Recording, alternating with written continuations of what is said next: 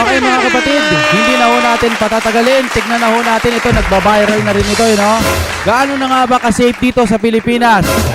Wala akong ebidensya noon, pero may ebidensya ako nito kung safe nga ba sa Pilipinas. Panoorin na ho natin ito ng sabay-sabay. Galing kay Lenoj Iligan, siguro ang pangalan nito ay Jonel Iligan. Ayan. Saan ba ang sinasabing ligtas? Okay, i-play muna natin, no? Kasi alam nyo, sa totoo lang, no, gusto ko rin gawa ng reaction video mamaya-maya yung nangyari po sa mga riders. Hindi lang pala isa, dalawa. May mga riders din po talaga. Nasa Jessica Soho na, no? Okay, ito muna, ito na, i-play muna natin to. Safe to eh. Anong content to, bumalik to. Bumalik pa raw, ibig sabihin kanina pa pala yan nandyan. Sistema dito sa pier. Ayan na, inakit na. Ayan na, Nilaslas na. Yan, safe na safe ya, Remulla. Nilaslas na, Grabe, sanay na sanay sila, no? Wala silang pakialam kahit may tao, no? Or may mga makakakita. Bigas pa yata. Grabe. Ganito ho ka-safe, Buwera pa dun sa mga rider, Wala na ho silang takot ngayon, mga kapatid. Sistema dito sa pier. Sa pier? Pier, Manila. Manila, okay. Manila, Luzon. Ang gawain ng mga yan, Hindi marunong lumaban ng patas. Ayan. Mga hayop tong mga to. Ang mga kupal to. Alam nyo kasi hindi natin pwedeng sabihin na na may mga magko-comment, ba't di kayo tumulong, hindi kayo tumawag, mga kapatid. Nakita nyo naman kung paano nilaslas yung di ba? Baka ho kasi magkaroon ng aberya at sila ang pag-initan. Kaya hindi ka talaga pwedeng mangialam diyan. Kuha. Grabe. Ina mo ka. Bigas ata ito, no? Tatlo na, sige. Di lumalaban ng patas tong mga to, Paldo. Paldo. Paldo. Hindi ho talaga pwedeng pakialaman yan eh. Ikaw pupuruhan ng mga, lalo na traffic, saan ka pupunta, tatakbo ka, teritoryo nila yan. Kaya wala kang ligtas dito. Hindi mo sila pwedeng sitahin. Ayan, no? Ano kaya makukuha nila dyan? Ano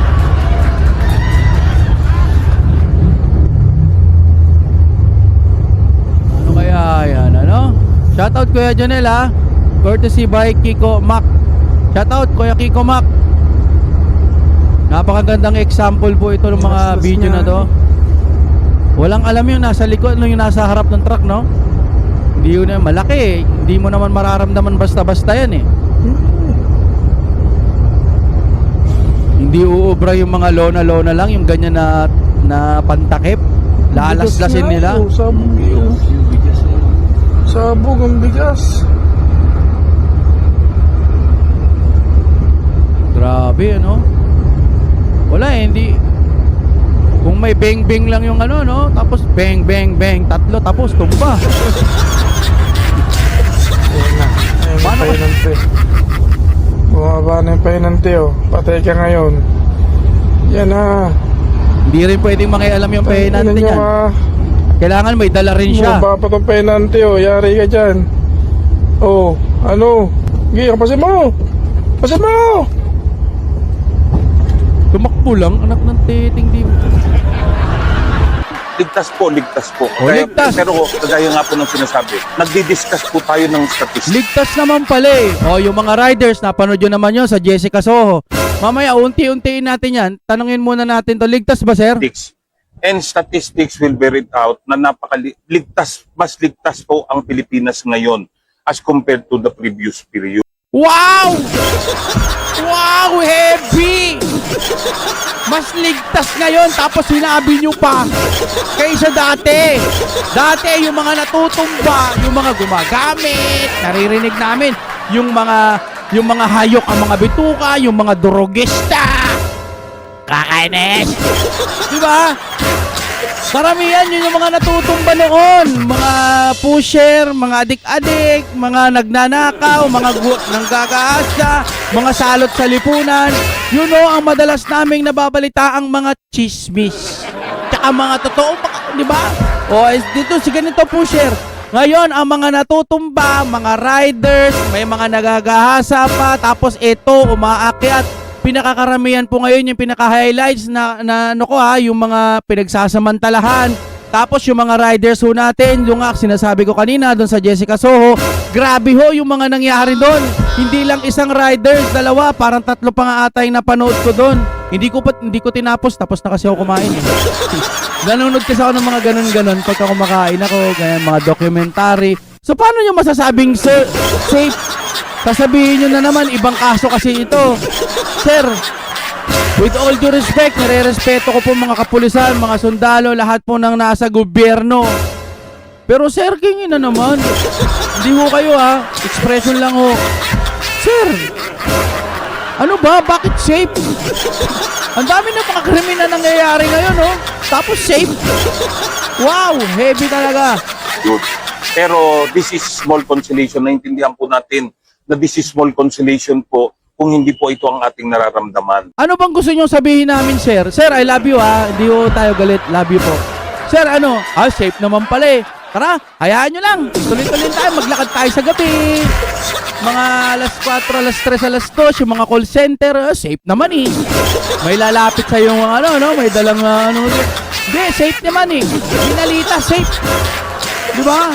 Wow, heavy. Medyo nakikita lang po natin siyempre Medyo. Sensational yung mga Sensational. nangyayari. Pero English, hindi namin alam yun. Yung iba, lalo na. Sensational. Ang ganda naman pakinggan nun. Sige, tuloy lang.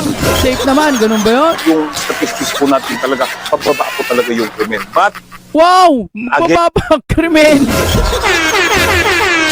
Wow! Comment nga kayo dyan, mga kapatid. Bumababa nga ba ang krimen? again, uulitin po namin, gusto Oo. namin, Opo. ito ay nararamdaman ninyo na mas ligtas na nga. Wala nga ako, hindi nga. Yung mga mamamayang Pilipino, hindi naman nila sinasabing ligtas na eh. May kakilala nga ako, schoolmate ko eh. Ay, Beshi. Sabi niya ng ganun, parang hindi na nga safe daw ngayon eh. Dati daw sa panahon po ng mga Duterte, natatakot yung mga kriminal. Pero ngayon, wala na. Yung kriminal na naman yung mga uso ngayon. Kaya sama-sama po tayo. Hindi O, sa mga school, anong nangyayari? Di ba? Wala nang takot kahit estudyante. po namin kaya ito na kami lamang na ang inyong Philippine National Police lamang. Kailangan po ang tulong ninyo. O, ano kung gagawin namin? Sir, I love you ulit Yung wala akong galit. Hindi, alam nyo naman ako, mataas ang tingin ko sa mga lespo at saka sa mga kasulanduhan natin, mga sundalo. Sobrang nire-respeto ko yan. Pero syempre, pag may sinasabi silang ganyan, nagtataka tayo. Pero hindi ibig sabihin, hindi na natin sila nire-respeto. Ang sa atin lang, wow, heavy. Paano nangyari yun? Ng ating komunidad, lalong-lalo na ating mamamayan mismo, para po lalo nating mas mapagawing safe at ligtas po ang Pilipinas. Sir, ganito sir ang pinakamaganda, dalasan ang mga ronda. Dito po kasi sa amin, okay naman eh. Maayos naman dito eh. May mga rumoronda, makikita mo may mga mobile, ganun. Sana ganyan din dyan. Diba? Sa Caloocan, nakikita namin may mga mobile din. Kamusta na pala ang Caloocan? May nadali din pala, yung vlogger. Naalala ko. Kaya nalulungkot to natin yan. Patungkol doon sa vlogger, hindi na natin ibablog yan. Kanya-kanya naman ho tayong trabaho eh. Kami, hindi naman talagang ako, lalo na, maliit ang views ko ngayon. Hindi ho talaga ako kumikita. Sila ata, ewan ko, parang may conversation ng mga bigayan, baka nagkaonsehan o kung ano pa man. Labas na tayo doon. Ibig kong sabihin, nakikiramay tayo, pero yung mga onse-onsehan, mas maganda talagang mag-vlog ka ng sarili mo lang. Wala kang yung mga Team A, Team B, o mga kung ano-ano pa man yun. Napanood ko kay Sir Jay Guevara. Wow, sir. Hi, Sir Jay Guevara. Yun, sa akin lang na nakakalungkot kasi pinagtatanggol lang naman natin yung gusto natin eh. 'Di ba? Kung wala kang mga Team A, Team B o hindi ka binabayaran, mas maganda. Kasi sarili mo lang 'to eh. Tulad niyan, ako mga kapatid, sinasabi ko sa inyo, ako halos baka 2 beses na akong hindi susweldo dahil napakahina po talaga ng aking channel. O kung mamarapatin niyo po, meron po kami ditong saan ba 'to? Makikita ba 'to? Ayan po, may GCash po tayo dito. Sintabi lang po sa mga kumakain, kung makakahingi lang din po ako ng konting tulong. Hindi ho ako nagbibiro, mukha lang dinadaan ko sa biro pero halos wala kaming kinikita. Ako po, titingnan nyo views ko. Kung mga views ko maabot ng mga 100,000, 80,000, ay, ang sarap nun. Pero ngayon, mga kapiranggot lang eh, dahil nga nasira po yung ating algorithm. Kaya po, yan, naisingit ko lang. Naisingit ko lang mga kapatid sa mga mapagpalang ano diyan, may konti-konti kayong mga kahit barya. Walang problema sa akin yan. Basta masaya na kayo. Kahit pang CapCut lang, pang edit, pang CapCut. Masaya na po ako. Thank you very much. At yun na nga, mabalik na tayo. Sir, ang pinakamaganda, damihan ng mga rumoronda dyan sa lugar na yan. Halimbawa, dito sa krimen, maraming krimen na rito o marami ng mga history sa mga ganitong lugar. Mas maganda ho siguro kung gagawa nila ng paraan itong lugar na to, magronda tayo ng mga ganitong oras. Ano ba, paggabi na o hanggang sa madaling araw may kapalitan. Ganun po, dalasan. Hindi ho pwede yung 911 lang eh. O kaya yung tatawagan mo, hindi mo naman pwedeng sabihin dun sa kriminal, "Oy, wait! Tatawag lang ako. Wait, there's more. 911. Kaya wait ka lang dyan." Ano sasabihin nung sasaksak? Sige, hintayin kita. Sabi mo pag nakadial ka na. Wala. Nakita nyo, di ba, yung trending, di ba, sa likod, binanatan agad? Binanong ganon agad siya. Makakatawag ka ba nun? Ang pinakamaganda po, hindi nyo rin po pwedeng sabihin na kailangan yung tulong ng mga mamamayang Pilipino kasi nga kami po umaasa sa mga lespo, umaasa po sa mga proteksyon na galing po sa gobyerno, sa mga kapulisan at mga sundalo. Mga ganyan po, sir, with all due respect, nare-respeto ko po kayo, ang pinaka-the best, yung magro-ronda sila tuwing gabi. Yan. Mas safe po yun. At bigyan ng takot ang mga kriminal. Hindi yung sabi na nga ito na yung mangyayari kapag binibaby yung mga kriminal, yung mga ginagawa nilang santo. Ito na po, parang wala na ho silang takot. Ikukulong nyo, tama nga naman, pwede naman talaga silang ikulong. Pero anong nangyayari pag kinukulong? Lumalaya, binibigyan ng pagkakataon. Oo, pwede po yun. Pero sa panahon po ngayon, yung iba, libangan na lang po nilang mag-check. Diba? Kaya, sir, ang pinaka-the best, bigyan sila ng takot, bigyan ng dala. Na kapag ginawa nila yon, may kalalagyan sila. Pwedeng sa sementeryo o pwedeng sa kulungan. Tapos sa kulungan, mabigat na parusa. Alam nyo, sa panahon po ng mga Duterte, ang pagkakaintindi ko, tinutsugi na yung mga salot sa lipunan. Pag nalalaman kasi ng mga kriminal yun, natatakot po ang mga kriminal. Hindi yung sa panahon ngayon, dahil nga binibaby, gustong bigyan ng pagkakataon ulit, sasabihin siguro, ako kriminal. Ako pwede pa pala bigyan ng chance. Ako pwede makasaksak. Tapos ako bigyan ng chance, ako labas, agad kulungan. Yun lang, di ba mga kapatid? Kaya para sa akin, sir, ang pinaka-the best, yun nga, magkaroon po ng ronda. Huwag nyo pong sabihin safe, sir. Wala na, nalilito na yung mga taong bayan kung safe pa ba.